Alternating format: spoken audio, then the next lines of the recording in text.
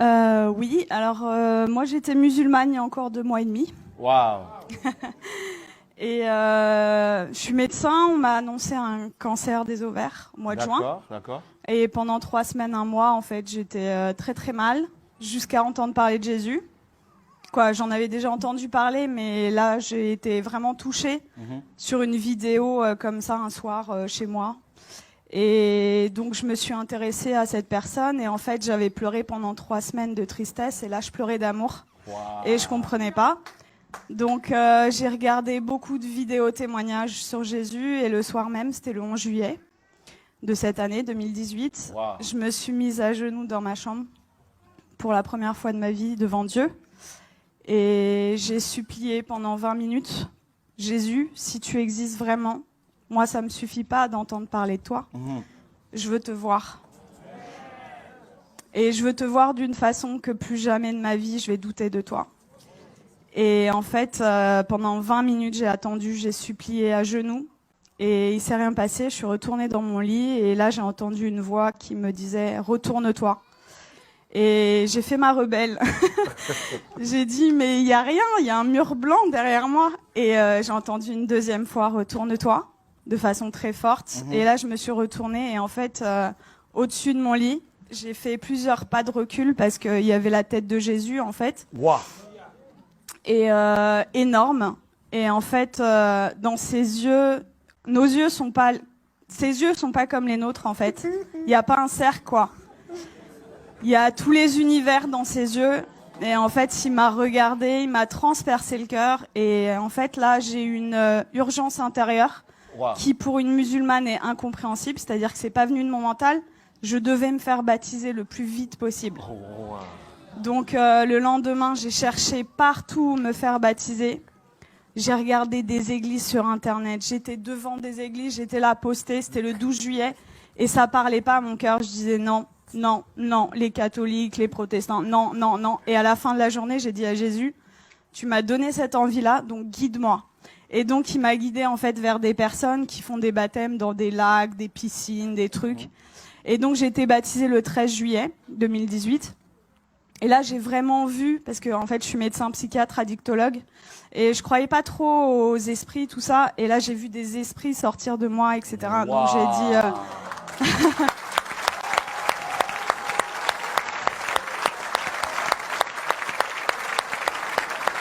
Est-ce que ça vous dérange de venir un peu? Hein? Ça vous dérange de venir? De quoi? Est-ce que vous pouvez venir? C'est possible? Ah oui, je peux. Mais là, c'est... Donc là, j'ai vu des esprits sortir de moi et je rentre chez moi, c'était le 13 juillet. Et là, dans mon lit, je commence à parler une langue où je comprenais rien. Et là, je dis, mais qu'est-ce que c'est que ça? Et en fait, on m'a dit après, c'est du parler en langue. Mais chez les musulmans, ça n'existe pas. Donc moi, j'avais jamais entendu parler du parler en langue. Et ça a duré 3/4 d'heure, 1 heure. J'ai parlé une langue où je comprenais 0 mot. Et en fait, j'ai senti une énergie remonter de mon ventre et je prenais comme ça. Et je jetais, en fait. Ça a duré 3/4 d'heure, 1 heure. Et là, au bout de 3/4 d'heure, 1 heure, j'ai arrêté de parler. Et j'avais des douleurs depuis 4 ans, tous les jours. Et là, pour la première fois depuis 4 ans, plus aucune douleur.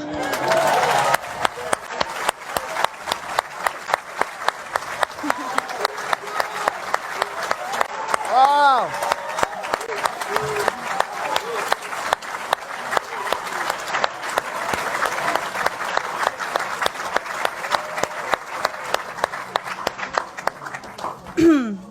Et donc là, j'ai dit, ok, je suis guérie, c'est bon. J'ai pris rendez-vous chez mon gynéco le 17 juillet. Et j'arrive et je lui montre les examens complémentaires, les marqueurs tumoraux, l'IRM pelvienne. Et il me dit, bon, écoutez, alors c'est une maladie très sévère. On va opérer, on va faire un traitement, etc. Et là, je le regarde avec le sourire et je lui dis, vous savez pas ce que je vais vous dire? Je suis guérie. Et là... Et là, il me dit, comment ça, je comprends pas. Il m'a écouté quand même parce que je suis médecin, j'ai un cabinet juste à côté de chez lui, quoi. Donc il savait que c'était pas n'importe, voilà. Et là, je lui dis, mais en fait, je suis guérie. Et il me dit, bon, parce que le déni en médecine, ça existe beaucoup. Il me dit, bon, allez, on va faire l'échographie. Et en fait, là, il me fait l'échographie et il était bouche bée. Donc, en fait, il passe sur l'ovaire gauche. Là, il me dit au ralenti, ovaire gauche normal.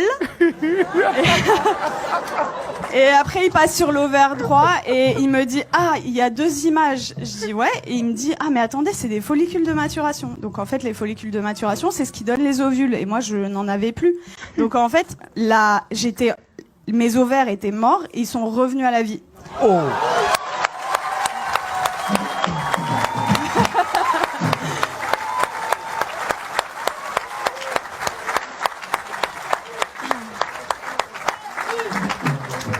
Et là, il retire la sonde et il me dit, vous vous rhabillez, vous allez m'expliquer ce qui s'est passé.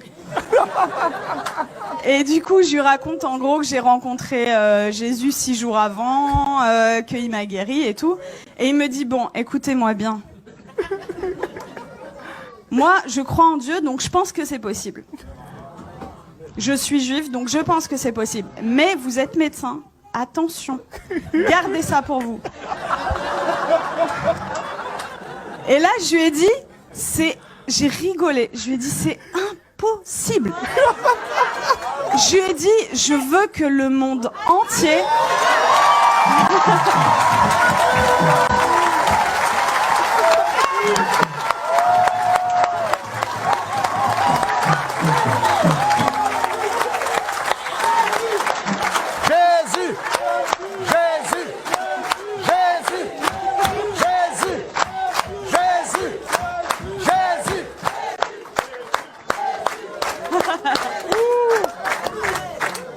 Je lui ai dit, je veux que le monde entier sache que Jésus est vivant.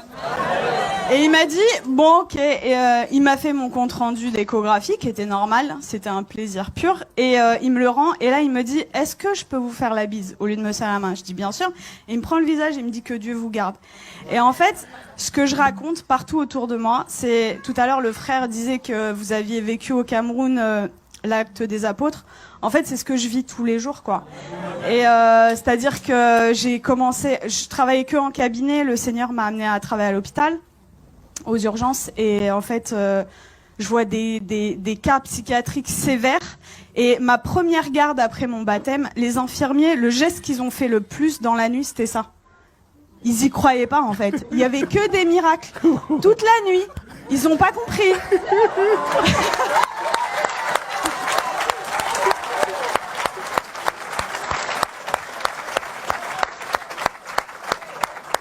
Et en fait, partout où je vais, partout où le Seigneur donc est avec moi, il se passe des miracles. Et c'est ce que je dis, en fait. Moi, ça fait que 2 mois et demi que je suis chrétienne.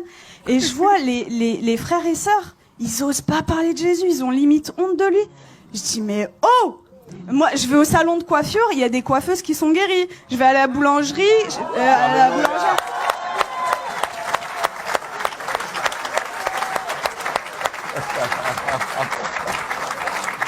En fait, j'aime beaucoup cette expression. En fait, je dis que le Seigneur, c'est l'antidote à tout. Et le monde entier a le poison. C'est-à-dire qu'ils connaissent pas Jésus. Moi, j'ai 33 ans. J'ai attendu 33 ans pour qu'on me parle de Jésus. Mais attendez, mais moi, j'aurais voulu que quelqu'un vienne me parler de Jésus. Vienne me dire, mais attends, la solution à tous tes problèmes, ton malheur et tout, c'est Jésus la solution. Mais personne autour de moi. J'avais aucun chrétien autour de moi. Donc dans ma famille, ils sont tous musulmans et quelques personnes athées. Et en fait, ils comprennent pas du tout ce qui se passe. Mais juste, je voulais vous dire que je vis des miracles tous les jours. Tous les jours, c'est des prodiges de Dieu. Je vais vous raconter juste, il y a quelques jours, ce qui s'est passé parce que je dois choisir et je peux pas tout vous raconter. Donc, il y a ma famille qui était en Algérie pendant tout l'été. Ils sont rentrés et il y a mon oncle, en fait. Il a de l'arthrose sévère au genou. Et je suis arrivée, j'ai raconté ce qui s'était passé cet été, et ils m'ont dit, ouais, c'est bon, t'arrêtes de nous parler de Jésus. Déjà, ils ont été tolérants, ils ont accepté d'écouter. Et là, je vois, en fait, mon oncle, il boite, il a de l'arthrose. Et là, je lui dis, tonton, est-ce que je peux prier pour toi? Il me dit non. Et ma tante, elle lui dit, bah, pourquoi? Qu'est-ce que t'as à perdre? On va voir si ce qu'elle dit est vrai. Je dis, ok. Et là, le Seigneur m'a donné le verset, vous savez, où il ressuscite une femme et il fait sortir tout le monde, en fait. Donc en fait, j'ai pris mon oncle, je l'ai sorti du salon et j'ai prié pour lui. Et en fait, je lui dis, t'as mal à combien? Il me dit à 7 sur 10. Il boitait. Et donc je prie le Seigneur et le Seigneur le guérit. Il me dit, mais j'ai plus mal du tout. Et là, il commence à courir dans toute la maison.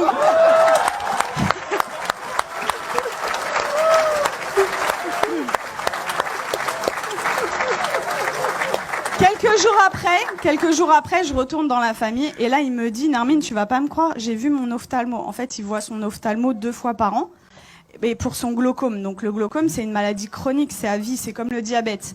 Et il me dit, l'ophtalmo, il a pas compris, j'ai plus de glaucome. Il lui a dit, je peux pas t'arrêter les 2 traitements parce que voilà, mais j'en arrête 1 sur 2. La prochaine fois, s'il y a plus rien, on arrête le 2e, quoi. Et donc ça, c'était mon oncle et mon père qui a 80 ans, musulman depuis 80 ans. Waouh. J'ai été le voir, ça faisait très longtemps que j'étais pas allée le voir, au moins 6 mois, 1 an. J'ai été le voir jeudi dernier.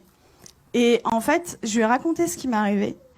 Il a été guéri, j'ai prié pour lui, il a été guéri de ses acouphènes, c'est des bourdonnements. Il avait depuis 10 ans, plus d'acouphènes. Il avait mal au dos, il pouvait pas sortir sans ceinture. Plus de ceinture, je l'ai sorti sans ceinture. Il voyait double, il avait une diplopie. Il voyait double quand il mettait pas ses lunettes. Plus de diplopie. Et là, au bout de 2 heures, il me dit, c'est bon, je me donne à lui.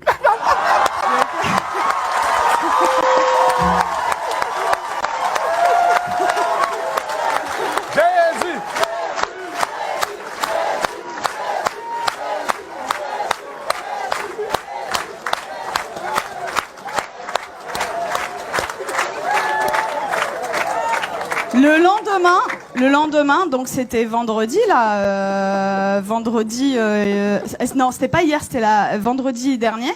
Vendredi, j'arrive, donc le lendemain, en fait là, il me dit, tout ce qu'on s'est dit là, t'oublies, c'était des bêtises, tu me parles plus de Jésus. J'étais choquée.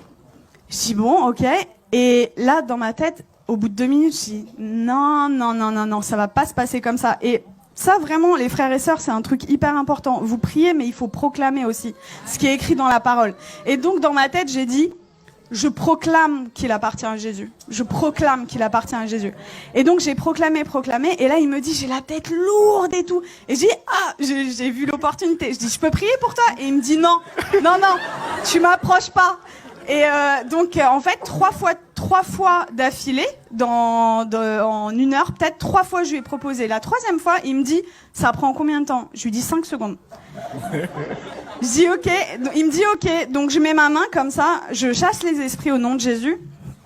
Et là, il éternue, mais de façon disproportionnée. Et là, il me regarde et il me dit, c'est parti. Je dis, ah ouais?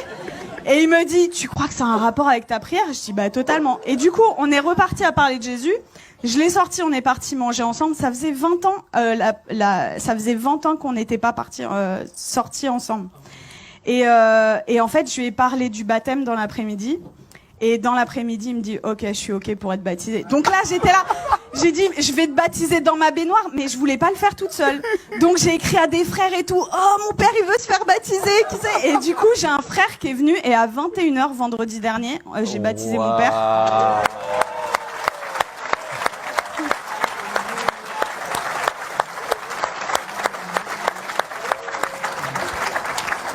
Et voilà, pour vraiment vous dire que rien n'est impossible. Il a 80 ans, il est musulman, jamais. Alors, après ma conversion, le Seigneur m'avait donné une vision où je baptisais mon père. Je disais, ok, Seigneur, mais waouh. Et en fait, ça s'est passé, quoi. Donc, vraiment, ne perdez pas espoir avec vos familles. Tout est possible. Pour nous, c'est impossible, mais pour le Seigneur, c'est possible. Et voilà, vraiment, votre vie, ça devrait ressembler au lac des apôtres, quoi. Donc vraiment, n'ayez pas honte de parler de Jésus. Qu'est-ce que ça va vous coûter? Vous passez à la boulangerie. Vous savez, moi, je suis dans ma voiture et même sur le périph', j'ai des gens, en fait, je loue le Seigneur. J'ai effacé toutes mes musiques du monde là et j'ai mis des louanges. Et donc je chante et tout. Et même sur le périph', il y a des gens, ils passent sur le périph', ils me font comme ça. Et moi, j'ouvre ma fenêtre et je leur dis Jésus est la réponse. Et voilà. Et en fait, ça franchement, si moi, en tant que médecin, et venant d'une famille de musulmans, je prends le risque. Vous qui avez votre famille, etc., qui croyez, mais osez quoi, parler de Jésus tout le temps, parce que voilà, c'est j'ai une image qui m'était venue, c'est limite non-assistance à personne en danger en fait, de pas parler de Jésus. C'est l'antidote des antidotes à tout, et vraiment, quand vous découvrez un antidote et que quelqu'un en face de vous a le poison, ben vous gardez pas l'antidote pour vous, quoi. C'est égoïste. Donc il faut le partager. Wow. Voilà. Et tout à l'heure, je suis arrivée, j'ai parlé avec Laurent et ça m'a beaucoup touchée parce que quand j'étais petite, en fait, quand on me demandait quel métier tu veux faire, je disais Mère Teresa. Et dans une famille musulmane, vous imaginez, et ils m'ont dit non, ça va pas être possible. Non, tu vas changer, tu changes. Et du coup, j'ai dit bon bah ok, je veux être médecin. Et en fait, c'est incroyable comment le Seigneur il est en train d'organiser les choses. Et du coup, quand Laurent m'a parlé d'orphelinat tout à l'heure, je sens que j'ai un appel fort Amen. pour ça. Et voilà, on verra comment le Seigneur fait les choses. Mais voilà, Dieu vous aime beaucoup et croyez. Alléluia.